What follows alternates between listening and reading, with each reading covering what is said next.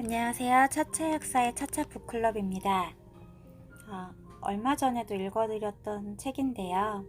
김영석의 인생문답이라는 책에서 오늘도 좋은 문장 읽어드릴게요.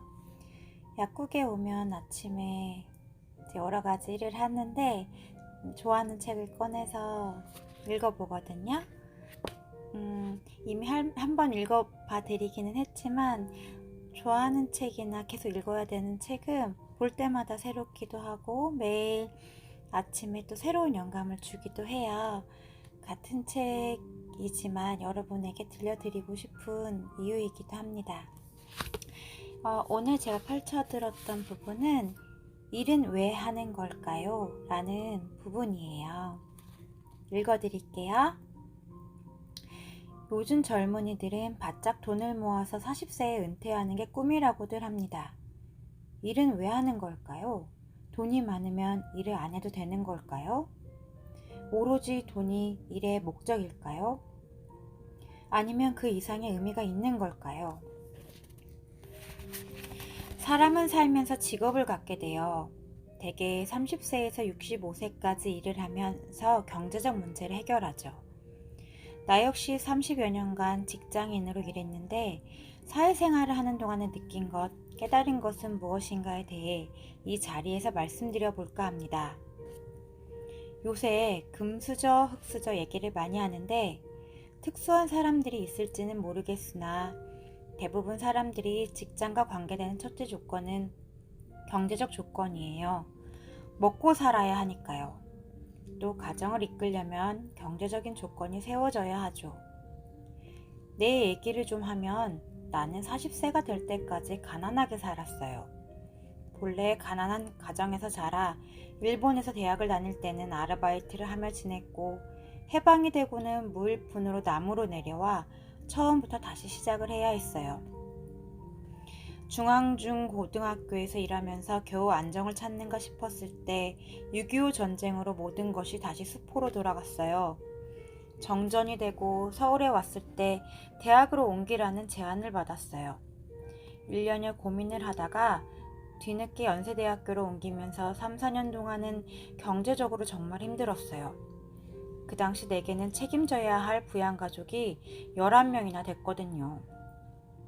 그나마 내가 중앙학교에 있을 때는 교감이었기 때문에 사택이 있었어요. 그래서 그 직장에 있는 동안 집 걱정은 안 했는데 연세대학교로 직장을 옮기게 되니까 집이 없어졌어요. 집 없이 산다고 하는 고충을 나도 많이 겪었습니다. 그리고 또 이건 누구 책임이라고 얘기할 순 없습니다만 그때만 해도 아들, 딸 가리지 말고 둘만 낳아서 잘 키우자고 하던 때였는데 나는 애들을 6을 키웠어요. 거기다 6.25 전쟁 끝나면서 북한에 있던 어머니가 동생 셋을 데리고 서울로 왔는데 그 3명이 모두 대학교와 고등학교에 갈 나이였어요. 그러니까 연세대학교에 가기로 정하기는 정했는데 나 혼자 월급으로 집도 없이 11명을 부양하느라 얼마나 고생했을지 아마 짐작하실 수 있을 거예요. 중앙학교에 사택을 비워주고 갈 곳 없이 헤매다가 겨우 새 방을 얻었어요. 방이 2칸이었는데 방값은 예상보다 적었어요. 나중에 알게 되었는데 그 새 방은 우리가 들어가기 얼마 전에 살인사건이 일어난 흉가였어요. 그래서 입주하려는 사람이 없었던 거죠. 그런 사실을 몰랐고 이웃집에서도 그 사실을 비밀에 붙이고 있었기 때문에 마음 편히 몇 해를 살았어요. 그래도 내가 가진 신념은 먼고하니 우리 가정 경제는 내가 책임을 맡아야지 누구 도움을 받거나 다른 사람에게 피해를 끼쳐서는 안 된다는 거였어요. 수입이 생기는 일이면 뭐든지 해야 했어요. 여러 대학에 강사로 나가고 고생을 참 많이 했죠. 그런데 어느 대학에서 나한테 전임 대우를 해줄 테니까 다른 대학의 시간은 다 없애고 연세대학교와 자기네 대학만 강의를 할 수 없느냐고 해서 받아들이게 되었어요. 그때 되어서야 비로소 안정이 되었어요. 그렇게 사는 긴 세월 동안은 왜 일을 하느냐고 물으면 돈이 필요해서, 돈을 벌기 위해서라고 대답했습니다. 그 당시 2곳에서 강연 청탁이 왔는데 어디로 가는 것이 좋을까? 라고 내가 아내에게 물으면 아내의 대답은 간단했어요. 돈을 많이 주는 곳으로 가면 되지 않느냐는 것이었죠. 네, 여기까지는 지금 103세이신 김영석 교수님이 6.25 전쟁 전부터 살아오시면서 또 전쟁 겪고 여러 안녕하세요. 녹음하는 동안에 약국에 손님이 오셨어요. 아직 오픈 전인데 그래서 손님이 안 오시기 전에 책을 읽어드리려고 했는데 약국에 불이 켜 있으니까 손님이 들어오셨거든요. 손님이 들어오시면 녹음을 할 수 없으니까 사실은 녹음해도 될까 싶었는데 그냥 했거든요. 근데 읽는 동안에 오셔서 인사드리는 것도 녹음이 된 것 같은데 그것도 나름 실감나는 것 같아서 그냥 영상을 이 녹음에 그냥 살려두려고요. 그래서 이렇게 어려운 시절을 겪으셨는데 우리도 다 어린 시절이면 가난하고 어려웠다라는 내용의 자기계발서 저도 많이 봤고 저도 제 나름대로는 어릴 적 가난하고 어려웠다 생각했는데 정말 책을 읽어야 하는 이유가 여기도 있는 게 이 전쟁을 겪으신 분이랑 감히 어떻게 비교할 수 있겠어요. 흑수저라는 얘기 사실 많이 하는데 우리 시절에 진정한 흑수저는 옛날에 비교하면 없다고 해도 과언이 아닐 것 같아요. 저도 아프리카에서 2년 동안 봉사활동하고 왔는데 또 아프리카랑 비교하면 우리나라 지금 사람들 흑수저라고 할 수 있을까요? 내가 가진 자기 연민에 빠지지 않기 위해서 내가 처한 현실이 최악이 아니라는 거를 객관화하면서 알기 위해서라도 우리는 정말 책을 읽어야 하고 그렇게 되면 이제 감사하는 마음들이 생기는 것 같아요. 네, 계속 읽어드릴게요. 네, 지금까지는 김영석 교수님이 돈을 벌기 위해서 어려웠기 때문에 11명이나 되는 부양가족을 책임져야 했기 때문에 돈을 벌기 위해서만 일을 했다는 그런 내용이 있는데 물론 선생님이셨기 때문에 제자들을 가르치는 어떤 보람도 일의 의미에 분명히 있으셨겠지만 가장 큰 이유는 이제 돈을 벌기 위해서였고 가정을 부양하기 위해서였다고 합니다. 그러다가 그런 것을 바꾸는 계기가 하나 생겼다고 하는데 여기서부터 또 다시 읽어봐 드릴게요. 그러다가 내 생활을 바꾸는 작은 계기가 하나 생겼어요. 지방에서 중고등학교 교감으로 있는 제자가 하루는 나를 찾아왔어요. 대구에 있는 중고등학교 선생님들을 위한 강연에 강사로 와달라는 요청이었어요. 그런데 내가 가고 싶은 생각도 있고 가긴 가야겠는데 같은 토요일 같은 시간에 삼성그룹의 강연에 약속이 되어 있었어요. 사정을 말하고 갈 수 없다고 했을 때 제자의 표정은 나를 원망하는 듯 보였어요. 교육자가 교육계를 뒤로하고 수입이 많은 곳으로 가나? 하는 배신감 비슷한 심정을 느낀 것 같았어요. 내 강의를 들어온 제자이기에 더욱 그랬을 거예요.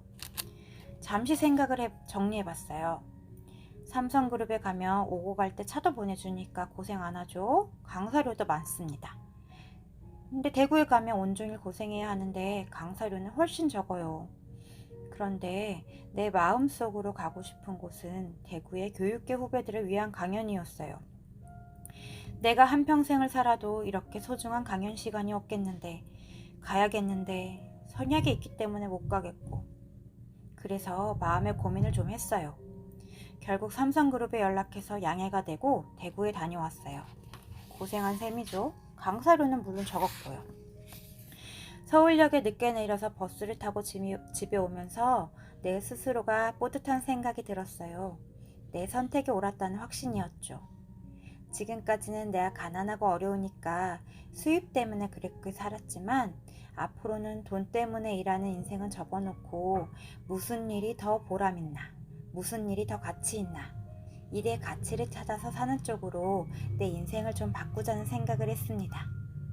그러고 한 2, 3년 지나는 동안에 사실 생활을 좀 바꿨습니다.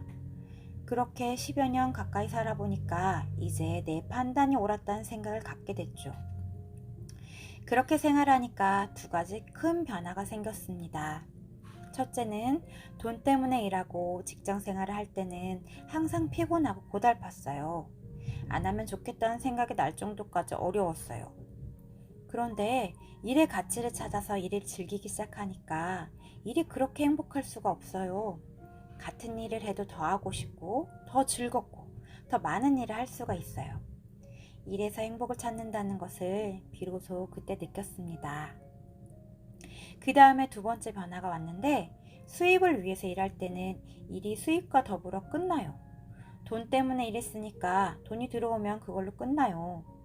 그런데 일의 가치를 찾아서 일하니까 그 일이 또 다른 일을 만들고, 그 일이 또 다른 일을 만드니까 일이 일을 더 많이 만들게 되었어요.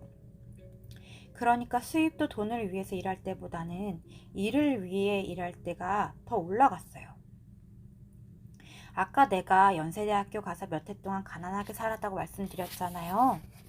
그때를 생각해보면 좀 우습기도 하고 부끄럽기도 해요. 그때는 모두들 가난하게 살 때니까 제일 좋은 때가 봉급 받는 날이었어요. 봉급이 올랐다, 보너스가 나왔다 하면 교수들이 다들 좋아했어요. 나도 그랬고요. 얼마 동안 대학생을 하다 보니까 등록금을 내지 못해서 고생한 학생들을 알게 됐어요. 하숙방에 들지 못해서, 잘 곳이 없어서 친구 집을 찾아다니는 제자들이 있는 걸 볼 때는 내가 봉급이 올랐다고, 보너스가 나왔다고 좋아했던 게 행복이 아니었구나 하는 걸 느꼈어요.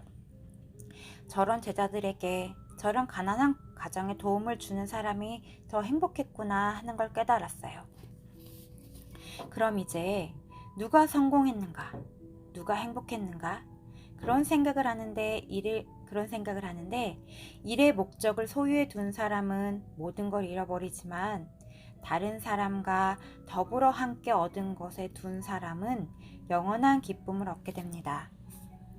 인생은 더 많이 줄 수 있는 사람이 행복합니다. 더 많은 사람에게 주는 것까지가 내가 내 인생을 완성하는 길이에요. 네, 이 마지막 두 문장이 세 문장이네요. 이게 좋아서 오늘 이 부분 다시 읽어봤어요. 누가 성공했는가, 누가 행복했는가. 일의 목적을 소유해 갖는 것에만 둔 사람은 나중에는 그걸 다 잃어버리지만 다른 사람과 더불어 함께 얻은 것에 둔 사람은 영원한 기쁨을 얻게 된대요. 그리고 우리는 많이 가지면, 돈을 많이 벌면, 경제적 자유를 누리면 행복할 거라고 생각하지만 103세까지 사신, 그리고 우리보다 훨씬 어려웠던 시절을 살아오셨고 돈의 중요함까지 알고 계신 이분께서 하신 말씀으로는 인생은 더 많이 줄 수 있을 때 행복하대요. 그리고 더 많은 사람에게 주는 것까지가 바로 내 인생을 완성하는 길이라고 합니다. 이 부분이 좋아서 읽어드렸고요. 여러분 들으셨을 때 어떠셨어요? 오늘 이 책의 챕터의 제목은 일은 왜 하는 걸까요? 였거든요. 여러분은 일은 왜 하시나요? 저의 차차 약사의 생각을 3가지로 정리해서 들려드릴게요. 제가 저도 이제 겨우 40을 살았던 사람이고 돈을 벌기 시작한 지도 얼마 안 되었어요. 그렇기에 일은 왜 하는 걸까에 대해서 누군가에게 말을 한다는 게 참 조심스럽죠. 경험이 짧기 때문에.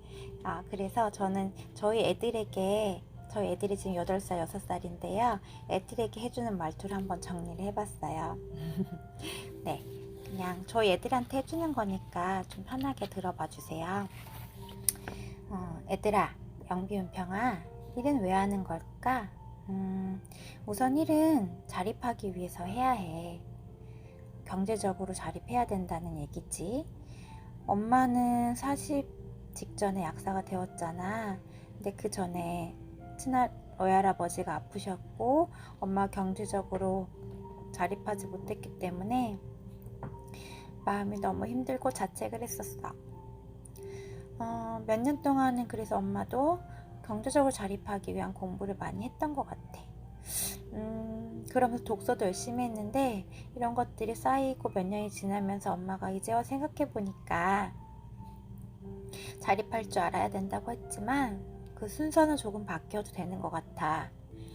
엄마도 하지 못했다 했지만 세상과 사람들의 도움으로 먹고 입고 자면서 엄마가 원하는 세상을 많이 돌아봤잖아. 이제는 엄마도 자립을 했고 그동안 세상으로부터 받은 도움을 갚으면서 살면 되니까 순서는 조금 바뀌어도 되니까 자립을 해야 한다는 그 깨달음도 언젠가 너에게 찾아올 거니까 세상을 도움을 받으면서 마음껏 경험을 해봐도 되는 것 같아. 그리고 이 김영석 교수님 살았을 때는 전쟁이나 여러 가지 상황으로 인해서 정말 먹고 산다는 그 표현이 얼마나 절실한 때였겠어. 근데 우리는 정말 지금 풍족한 세상에 살고 있기 때문에 조금은 돈을 뒤로하고 자립을 뒤로하고 많은 경험을 해봐도 된다고 엄마는 말하고 싶어. 두 번째 엄마가 해주고 싶은 말은 행복할 수 있는 일을 해야 해. 그건 바로 내가 좋아하면서도 세상에 도움이 되는 일이란다. 에이, 그런 일이 어디 있어요 엄마? 라고 질문을 하고 싶을 수도 있을 것 같아. 일은 당연히 힘든 거고 관두고 싶은 거고 경제적 자유를 이루면 관두고 싶고 은퇴하고 싶은 거라고 사실 많은 사람들이 생각하기는 해. 많은 부분 맞는 부분도 있어. 마음에 맞지 않는 상사나 동료들과도 억지로 관계하며 지내야 할 때도 많고 내 삶에 아무런 의미가 되지 못하는 것 같은 일을 먹고 살기 위한다는 이유로만 어쩔 수 없이 한다는 사람들이 많은 게 사실이긴 하거든. 그래서 엄마가 하고 싶은 얘기는 네가 어쩔 때 행복하고 네가 어떤 걸 좋아하는지를 젊었을 때 네가 해야 한다는 거야. 사색할 시간도 많이 가져야 하고 독서도 해야 하고 많은 사람도 만나보고 다양한 경험도 해봐야 돼. 엄마도 회사 생활을 해봤었지만 회사 생활에서 행복감을 느끼지 못했었기 때문에 이 세상 밖은 어떤 세상일까? 책상 앞에서만 일하고 있었는데 좀 더 나이가 들기 전에 한 살이라도 어릴 때 좀 세상을 돌아다니면서 엄마가 행복할 수 있는 일을 좀 해봐야겠다 이런 생각을 하고 회사를 관뒀었거든. 어떻게 보면 큰 용기를 낸 거지. 엄마의 가슴을 떨리게 하는 일을 해보는 용기 말이야. 그때 여러 가지 경험을 했지만 가장 좋았던 건 28살에 간 아프리카 봉사활동이었어. 엄마가 거기서 2년 동안 있었는데 엄마는 정말 행복했어. 그때는 그냥 단순히 여행 간 게 아니고 일하러 간 거였잖아. 근데 일을 하러 간 거였는데도 그렇게 행복할 수 있다는 걸 경험하고 나서 일도 행복할 수 있구나 라는 걸 엄마는 그때 느낀 거지. 근데 대부분 이렇게 느끼지 못하는 경우가 정말 많아. 그래서 엄마가 계속 다양한 경험을 해보라는 것은 어떤 조건들에 너희들의 행복감이 반응을 하는지 그걸 생각해 봐야 되는 거고, 그런 경험과 너희 스스로에 대한 탐색이 쌓이면서 행복할 수 있는 일을 그때서야 비로소 찾을 수가 있어. 에이, 엄마는 약사가 돼서 그런 거 아니에요? 안정적이고 돈도 많은 직업이요. 이렇게 질문을 할 수도 있을 것 같아. 그럼 네 말대로라면 엄마가 역으로 질문해 볼게. 세상의 모든 약사는 그럼 다 행복해야겠네? 근데 그렇지 않다는 거 말하지 않아도 알겠지? 아무리 좋은 직업이어도 다 행복하지는 못해. 오히려 그 삶의 책임감과 무게감 때문에 힘든 사람들도 정말 많단다. 게다가 엄마는 대부분의 약사님들이 가는 길이 아닌 엄마만의 길을 지금 만들어가고 있어. 남들과 다른 길을 간다는 건 굉장히 용기가 필요하거든. 남들이 가는 길을 따라가면 마음은 안정적이야. 그런데 엄마는 엄마가 언제 행복할지 그런 걸 경험해봤기 때문에 용기를 내볼 수 있는 거야. 그래서 엄마는 너희들이 내가 언제 행복할 수 있는지, 그리고 이왕이면 많은 사람에게 나눌 수 있는 그런 일을 젊었을 때 부지런히 찾았으면 해. 마지막으로 엄마가 해주고 싶은 얘기는, 엄마는 다른 사람이랑 나눌 때 정말 행복하다? 가진 게 있어야 나눌 수 있는 거 아니에요? 라고 질문할 수도 있을 거야. 근데 엄마가 긴 세월을 살아보진 않았지만은 100억이 있어도 행복하지 못할 수 있고 100만 원이 있어도 행복할 수 있다는 거를 조금은 느끼고 있어. 100만 원밖에 없는데 어떻게 행복할 수가 있어요? 먹고 살기도 바쁠 것 같아요. 이렇게 너희들이 질문할 수도 있겠지? 그런데 나눈다는 건 꼭 돈으로만 할 수 있는 게 아니다. 엄마가 약국에서 인사만 잘하고 친절하게만 말해도 이런 건 다 돈이 드는 게 아니잖아? 근데 사람들은 고맙다고 느끼거든. 그럼 그렇게 느껴주는 사람들 덕분에 엄마는 행복해. 돈이 있다면 많은 경험을 할 수 있고 기회도 열리기에 돈은 정말 고마운 존재야. 그렇지만 행복은 결코 돈에 있지 않기 때문에 돈의 목적이 되어서는 안 돼. 행복과 성공은 그곳에 있지 않거든. 그래. 엄마가 왜 아직 너희들이 어리기 때문에 왜 일을 해야 하는지에 대한 내용보다는 너희들이 행복할 수 있는 일을 찾기 위해서 엄마가 해주고 싶은 3가지 말을 골라봤어. 첫 번째는 역시 일을 통해 자립할 줄 알아야 되고, 두 번째는 너희들이 언제 어떤 일을 할 때 행복한지 많은 경험을 해보면서 알아가야 된다는 것과, 그리고 마지막으로는 나눌 때 행복하지만 그건 돈이 있든 없든 상관없이 할 수 있는 일이기 때문에 그런 것을 많이 하면 좋겠다는 거야. 엄마 얘기 너무 잔소리 같았던 건 아니지? 너희들 덕분에 엄마가 이렇게 책을 읽고 엄마의 생각을 나누는 것에 큰 기쁨을 느껴. 아직은 어리지만, 그리고 너희들이 또 바빠지면 책에 대해서 이렇게 얘기하거나 엄마의 생각을 얘기할 기회가 생각보다 없을 거라는 생각이 들거든. 그때 너희들이 영상을 들어주고 엄마의 생각을 조금은 읽어줬으면 하는 그런 바람이 있어. 들어줘서 고마워. 네, 여러분, 저희 애들에게 해주는 말로 한번 정리해봤어요. 들어주셔서 정말 감사합니다. 네, 다음에도 제가 좋아하는 책 읽고 좋은 생각 나눌게요. 감사합니다. 오늘도 행복하세요.